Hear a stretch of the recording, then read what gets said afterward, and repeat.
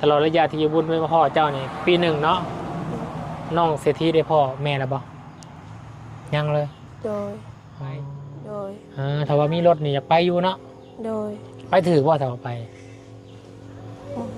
ฮะไปถือว่าถ้าว่ามีรถจักรก็สิไปฮู้จักบ้านแม่มันเพิ่นว่าจ้ะโอ้ยิงนะแม่ว่าป้าเจ้าไปนี่ทีมจะไปนี่ตั้งแต่เจ้าประมาณเท่าไหร่จักปีอายุจักปียังน้อยสำาใดประมาณ5 ขวบก็มีแต่คิดฮอดเนาะแล้วก็พอจากไปจักปีเพิ่นนี่พอเสียไปตั้งแต่น้อยยังน้อยกันบ่เกิดมาบ่เห็นพ่อเลยบ่ได้โดยประมาณนั้นบ่จื้อเลยโดยเห็นแต่ฮู้เห็นแต่ฮู้เพื่อนหลังนี่ไผสิอยู่ลูกแม่นี่แม่หน้านี่แม่หน้าเนาะ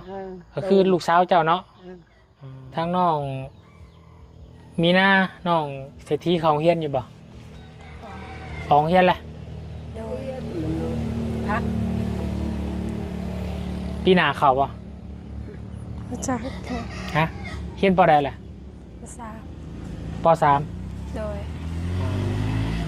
คือว่ายังซ่าอยู่ได้ป.3เนาะอายุ13ตาเขาเรียนแล้วก็ป.5แล้วแต่ว่าไม่ได้เรียนตั้งแต่ป.3ถ้ามีโอกาสอยากเรียนต่อบ่จักเรียนถ้ายกตัวอย่างว่ามีเงินเนาะมีคนส่งเรียนเรียนบ่เพิ่นบ่มีลูกก็คิดฮอดลูก2คนนี่แหละเนาะปัสิมาอยู่นำก็อยู่บ่ได้แล้วนะ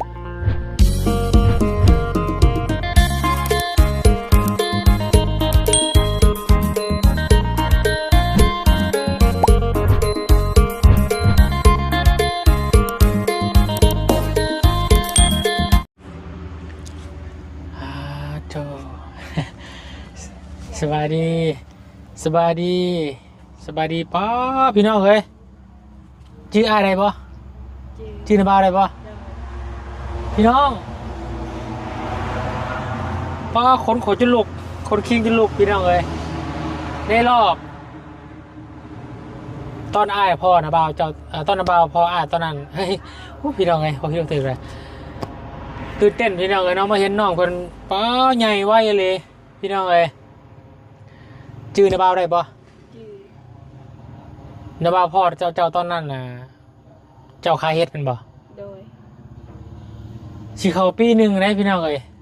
มันก็ดูเฮ็ดได้ยามเนาะโดยถือว่าครบรอบ1 ปีก็ว่าได้พี่น้องเอ้ยที่บุญได้มีโอกาสเนาะได้เข้ามาหาทางน้องเศรษฐีผู้ที่บุญสารวัตรพบพ่ออยู่ในริมทางเพิ่นเลาะคาเฮ็ดกับน้องมีนาน้องสาวบันซื้อน้องมีนาที่หน้าตาเพิ่นคล้ายๆคนแขกกันแหละพี่น้องเนาะน้องสิทธิคือกันหน้าตาคล้ายๆคนแขกเลยบนหน้าเสื้อใหญ่ไว้เลยตอนนั้นนะบ่าวพ่อเจ้านี่ชะประมาณนี้เนาะอันนี้ใหญ่เพิ่มเนาะประมาณคืบหนึ่งพี่น้องเลยเกือบ20 เซนเนาะ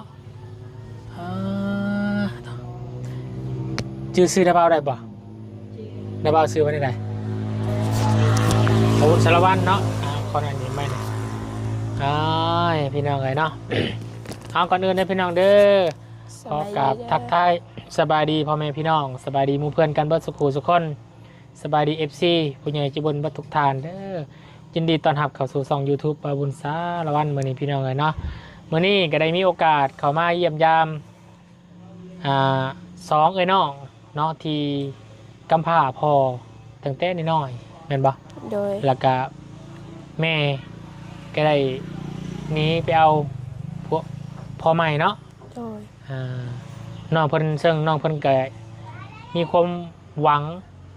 ว่าจะได้พบพ่อหน้าแม่อีกเทื่อนึงแต่ว่านับแต่นั้นมา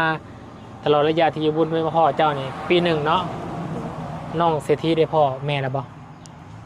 ยังเลยโดยยังบ่ทันได้พ่อเลยว่าซั่นพี่น้องเอ้ยเพิ่นบ่ได้มาเยี่ยมมาน้องเลยบ่เพิ่นบ่มีรถไปบ่มีรถไป โดย ถ้าว่ามีรถนี่อยากไปอยู่เนาะ โดย ไปถือว่าถ้าว่าไป บ่ ฮะ บ่ ไปถือว่าถ้าว่ามีรถจักรก็สิไปฮู้จักบ้านแม่เพิ่นว่าจ้ะ โอ้ถึงนะแม่ว่า เอาสิวันนี้ถามเจ้าแม่เจ้าป้าเจ้าไปนี่ทีมเจ้าไปนี่ตั้งแต่เจ้าประมาณเท่าไหร่จักปีอายุจักปียังน้อยสำไร ประมาณ5 ขวบประมาณนั้นประมาณ5 ประมาณ5 ปี โดย ตอนนี้จักปีแหละ ประมาณ12 13ประมาณ12-13 ปีเนาะ โดย ก็ถือว่าโอ้เกือบ8 ปีเนาะ โด บ่ ย ได้พ่อแม่เลยพี่น้องเอ้ยซึ่งน้องเพิ่นก็คิดมีแต่คิดฮอดเนาะ โดย แล้วก็พ่อจากไปจักปีเพิ่นนี่พ่อเสียไปตั้งแต่น้อยยังน้อยกันบ่ บ่ฮู้ เกิดมาบ่เห็นพ่อเลยบ่ได้ไป โดยประมาณนั้นบ่ฮู้ บ่จื้อเลย โดยเห็นแต่ฮูก เห็นแต่ฮู้ ถ่ายไว้โดย อ๋อก็ถือว่าบ่ได้เห็นเลยเนาะใช่น้องมีนาเด้เห็นไปขึ้นต้นมะกะทินหมู่พี่น้องเมื่อกี้นี่มีนาเอ้ยเอาพี่ลูก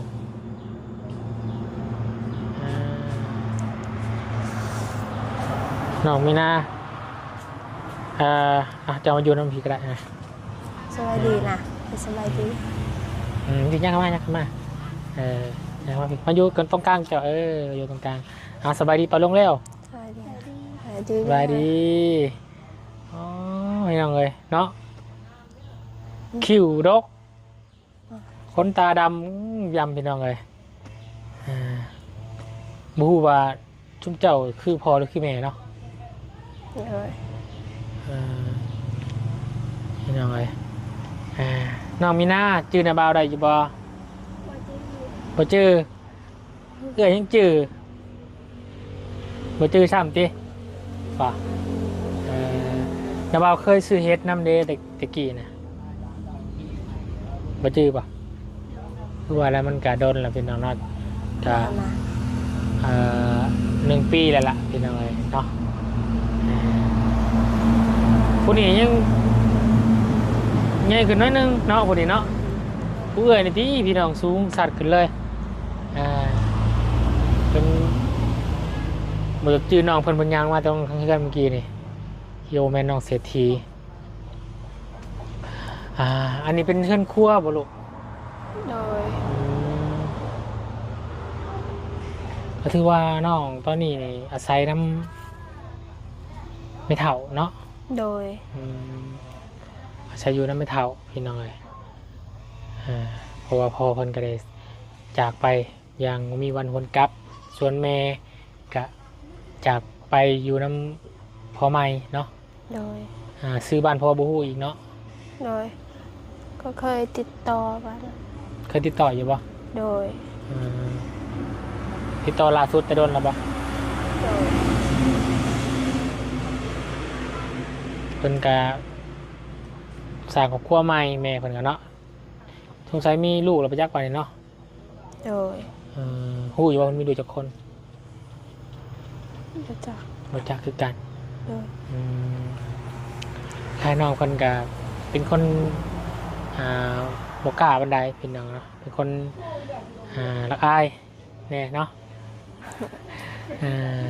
ดีแหละเนาะเขาเป็นผู้หญิงเป็นเหนือนวิ่งดีแล้วพี่น้อยเนาะบอกกระโจกกระจวย อันนี้นี่ย่านช่ำอันนี้บ่ย่านนาบาบ่นาบาห้องแซงหัน แล้วงวกขาอยู่ใช้แล้วไปขึ้นต้นงิ้วต้นในหมากกระถินขึ้นสูงทะลูกมาขึ้นสูงด้วยมือหนาเด้อเห็นบ่ย่านได้เลยเอาพี่น้องเนาะกะอยู่เพื่อนนั่นไม่เท่าอยู่กันจะคนลูก 4 คน โดย มีภายใน มีอ้ายและเมียอ้าย อ๋อก็คือน้าบ่าวเจ้าบ่อ้ายบ่ อ้าย อ้ายแท้นี่บ่ โมเมนแต่ว่าเป็นร้านพอคอย เป็นน้องพ่อ โดย น้องพ่อกับน้าบ่าวลูกเห็น มา บ่ จากคือกันแต่ว่าก็ให้เอาเอิญอาย ก็เพราะว่าน้องก็คือเจ้าห้องทางน้องของพ่อเจ้าเป็นผู้ที่เราอยู่เพื่อนหลังนี่ปะฮะ โดยแต่ว่าลูกโอเคมันแม่ เดี๋ยวบนสีห้องไม่เท่าไม่ก่อนไม่เท่าครับพี่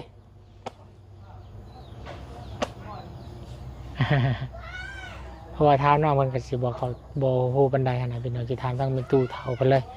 ตู้ทวด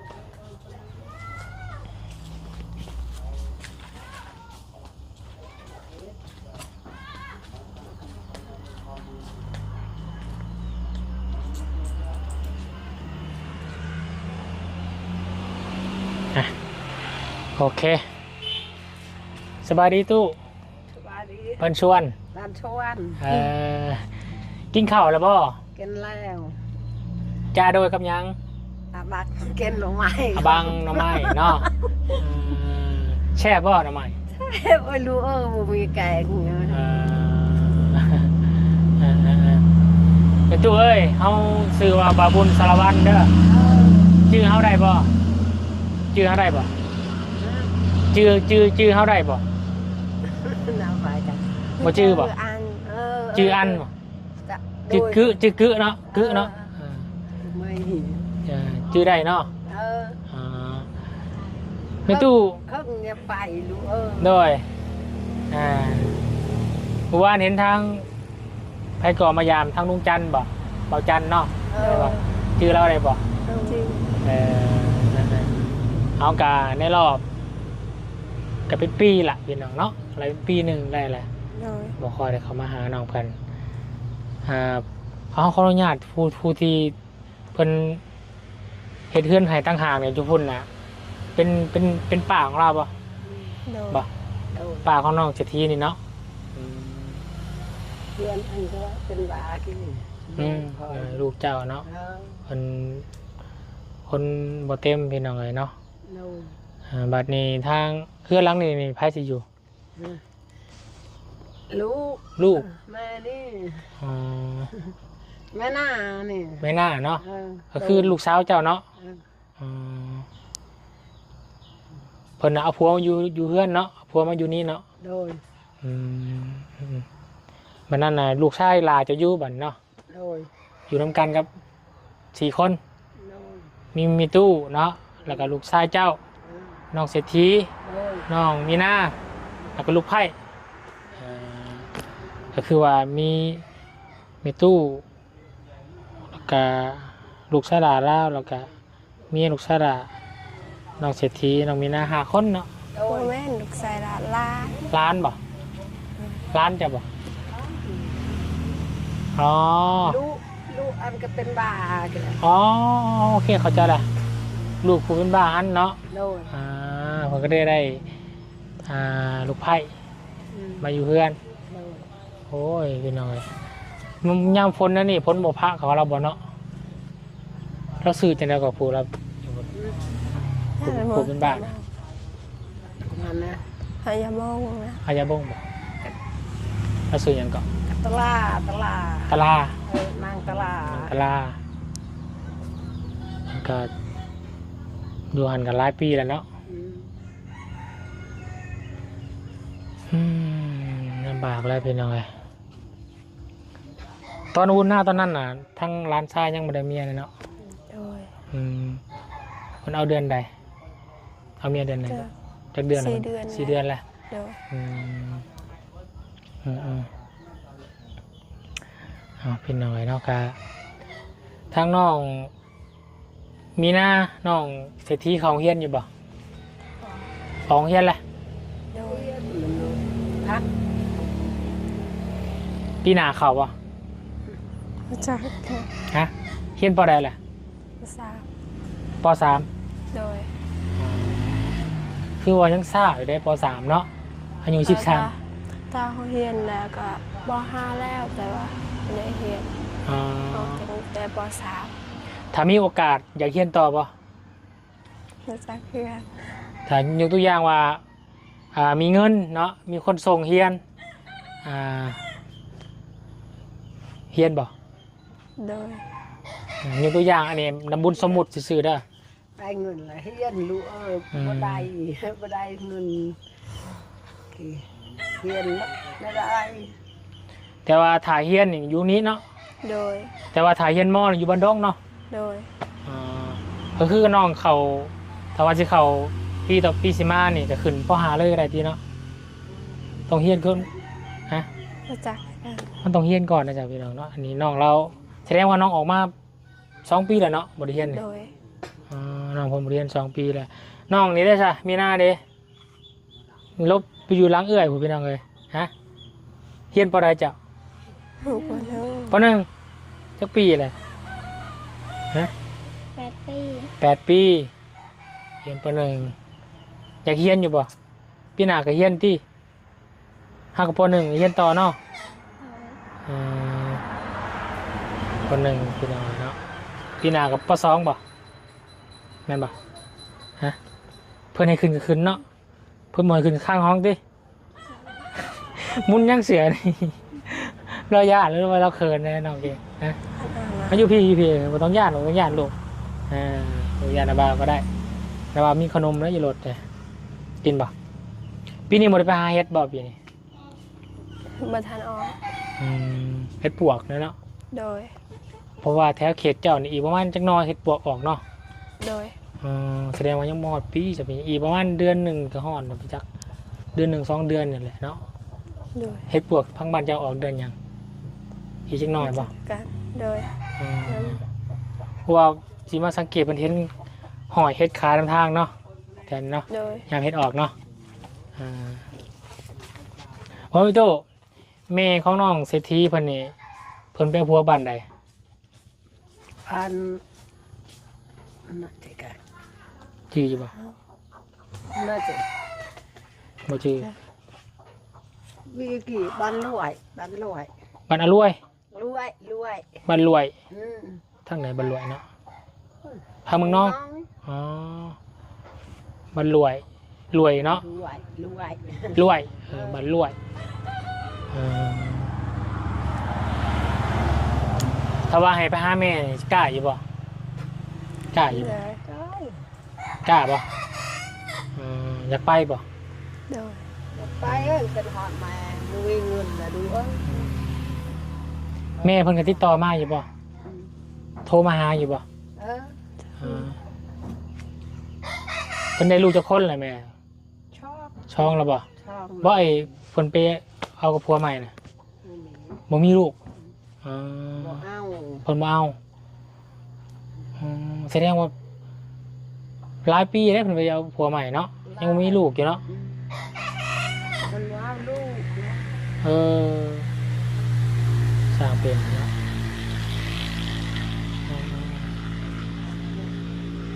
เพิ่นบ่มีลูกก็คิดฮอดลูก2 คนนี่แหล้วเนาะปัจฉิมาอยู่นำก็อยู่บ่ได้แล้วเนาะเราเป็นคนบ้านใดก่อนแม่เจ้าบอก แห่วิเลย กาเฟีย ฮะ กาเฟีย จะเกียนทั้งใดที่จะเกียนเนาะหมูนอนกันอ๋อไปบ่มีนาฮะยังพี่ไปบ่ไปหาแม่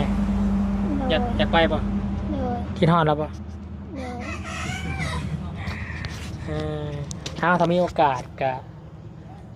ฟังเบิ่งบุญกับพี่น้องเลยเนาะ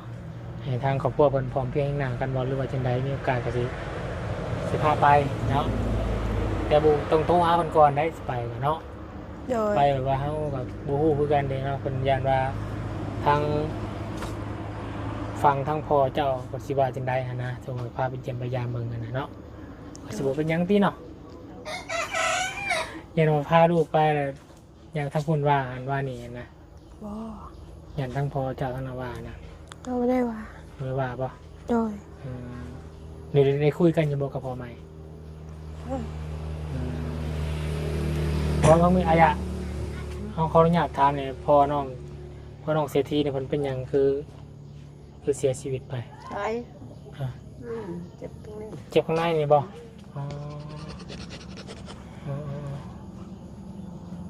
จักปีแล้วเสียไปนี่ ประมาณ5 หรือ 8 ปีเนาะ เออ ฮะ บ้านนั่นแหละทำนี่ แต่น้องเศรษฐีสำนองมิรานี่ เออ 8ประมาณ5 ปีเนาะเอาปีแหละประมาณนี้แหละ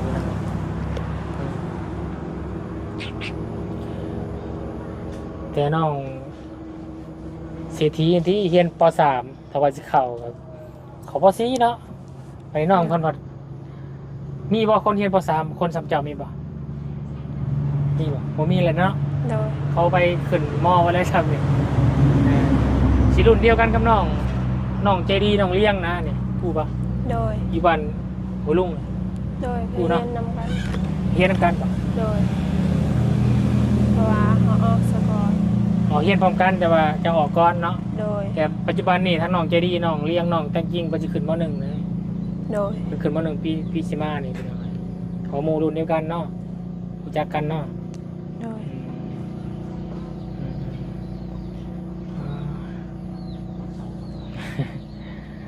นั่นแหละเนาะวนกันมาเยี่ยมมาย่ามันนี่กับผมมีอย่างหลายเนาะมาถามข่าวเบิ่งเนาะ เจ้า เยี่ยมเยี่ยมยามเนาะมีขนมเล็กน้อยมาฝากเนาะ โดย เกือบนี่แต่ซื้อขายเฮ็ดถูกป่ะหรือว่าซื้อใหม่ละตอนบุญซื้อใหม่ตอนนั้นแซมบ่ได้เนาะ โดย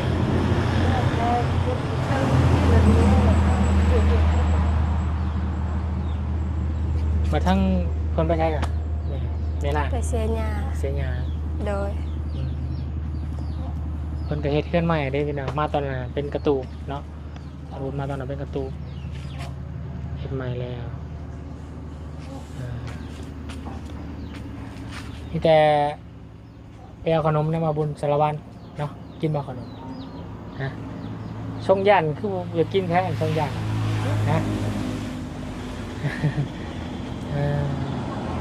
เด้อยายเด้อทั้งมาบุญไปทุกอย่างทั้งเงินก่อนเด้อเมื่อหน่าจะมาเยี่ยมมายามใหม่เนาะเสื้อผ้าเกือบซื้อใหม่เบิดแล้วบ่ยังบ่ได้ซื้อ มีเงินเออ เวลาน้องคนอยากได้เครื่องคองอยากจะเอาเงินมาใช้ไหมเวลาน้องคนสองคนอยากมีเสื้อผ้าใส่อยู่อย่างน้องคนอยากได้เสื้ออยากได้เกิร์ฟนี่นะเอาเงินมาใช้บ่มีรับจ้างบ่ได้ไปแล้วเนาะ โดย เพราะว่าน้องคนยังไหวสำเร็จเป็นยังไง เสื้อ เคยไปอยู่บ่รับจ้าง โดย รับจ้างยัง บางเทื่อยำกลมันกับคนมัน ย่างยังได้เครื่องในคล้องนี่ยังได้กดเอาแล้วเนาะ โดย ถ้าจะโอเคเดี๋ยวไปเอาขนมกับมีนึงไปรถกระบุนไปมา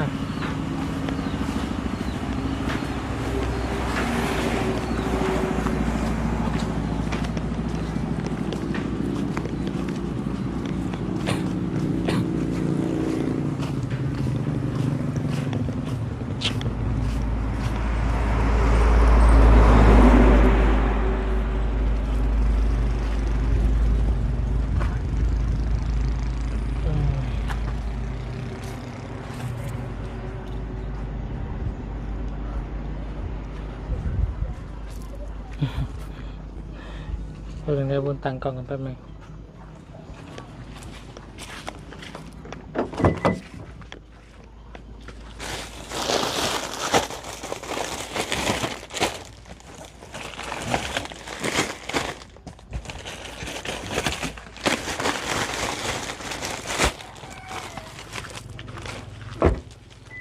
นี่เป็นมีกับขนมด้ โดย ส่วน เข้า ซื้อ ใจ ไป ได้ บ่เป็นยังทางนี้นะฮะขอบใจกันลูกใจได้ โดยบ่เป็นยังมื้อหน้ามื้อหน้าทางบุญสวรรค์สิเขามาเยี่ยมยามใหม่เด้อ โดย มาเยี่ยมยามทำข่าวในรอบ1 ปีใหญ่ขึ้นเกินคาดอีหลีน้องกันพี่น้องน้องเศรษฐีน้องมีหน้าคิวรกพี่น้องเนาะไปสวัสดี FC แน่ สวัสดีเด้ ส อ วัสดีพี่น้องเนาะมาขอใหม่นะพี่น้อง เดินทางปลอดภัยเลย โดขอบใจหลายพี่น้องเนาะมาเยี่ยมยามน้องเพิ่นพี่น้องเนาะสองไอ้น้องพี่น้องซึ่งมาปีนี้น้อง ศรษฐีเพิ่นใหญ่เป็นสาวแล้วพี่น้องอายุ13 ปีแต่ว่าสูงแฮงพี่น้องเนาะประมาณ160 65ประจักษ์อันนี้ก็เป็นเดือนอย่างพี่น้องเพิ่นก็ไกลกันเที่ยงพี่น้องเนาะไปจ้ะโอเคพี่น้องทั้งบุญก็จะได้ขออนุญาตจบคลิปนะพี่น้องเพียงสั่นก่อนเนาะผมขอกันในคลิปหน้าสำหรับการรับเป็นอีกเคสหนึงเนาะซึ่งเป็นเคสที่เป็นกำพร้าพ่อเนาะแล้วก็เมย์กับไม่มีผัวใหม่พี่น้องอยู่น้ำไม่เท่าเนาะอาศัยอยู่น้ำไม่เท่าพี่น้องเลยคนใหญ่ขึ้นมากกับถ้าว่าผมมีทางประธานเป็นทำแบบนี้เป็นไงกับอาจจะมันกับไปอยู่น้ำพัวแหละพี่น้องเนาะเป็นประชาเขาก็อยู่น้ำพัวเพราะว่าเหตุนี้เพิ่นเอาสาวพัวแมนต้องไปอยู่น้ำภายทรายพี่น้องเนาะเมียต้องไปอยู่น้ำพัวไปอยู่ดีไม่แห้งกันสุดทุกคนเนาะสบายดีเด้อพี่น้องเด้อ